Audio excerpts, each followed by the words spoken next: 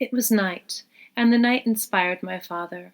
There in Elliott Park, with the patrol car's spotlight on him, my father looked at the four-story brick school that indeed resembled a county jail. No doubt he took my mother's hand. In the darkness, where the imagination is never impeded, my father felt the name of his future hotel, and our future, coming to him. The way the world worked, which was badly, was just a strong incentive to live purposefully and to be determined about living well. Thus the family maxim was that an unhappy ending did not undermine a rich and energetic life.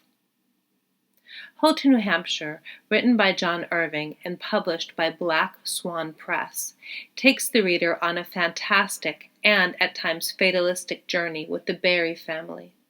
The narrative, told in first person, follows John Barry, his brothers Frank and Egg, his sisters Franny and Lily, his parents Win and Mary, and his grandfather Iowa Bob, through the ownership of 2 bears, 1 animal, state of Maine, and 1 human, Susie, and 3 Hotel New Hampshires. The first of these is refurbished in their hometown of Derry, New Hampshire, as described earlier, a converted all-girls school attended by Mary. The second Hotel New Hampshire, Vienna, a city hotel off the high street, is occupied not only by the family and their guests, but equally by a group of militant communists and a clutch of third-rate prostitutes. The third Hotel New Hampshire is on the site of where Mary and Win fell in love, the Arbuthnot by the sea.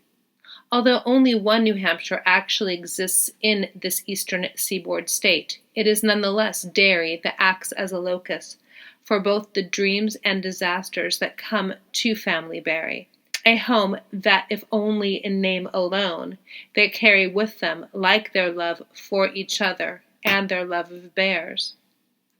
Of New Hampshire, Irving writes, "The New Hampshire coast was both civilized and seedy, but the phosphorescence of the breakers must have reminded my parents of evenings at the Arbuthnot, and of the state of Maine bear," Irving goes on to describe. The bear's presence, the stiff feel of his fur, the heat of his fruity and mud-like breath, the dead geranium and urine smell of him, was more memorable to us, for example, than all the ghosts of my mother's mother.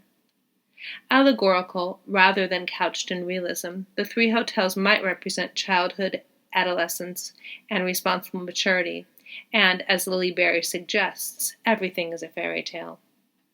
It is John Winslow Irving, born John Wallace Blunt, Jr., on March 2, 1942, that crafts this saga. An American-Canadian author famous for his other novels, including arguably his most well-received book, The World According to Garp, was himself born in New Hampshire.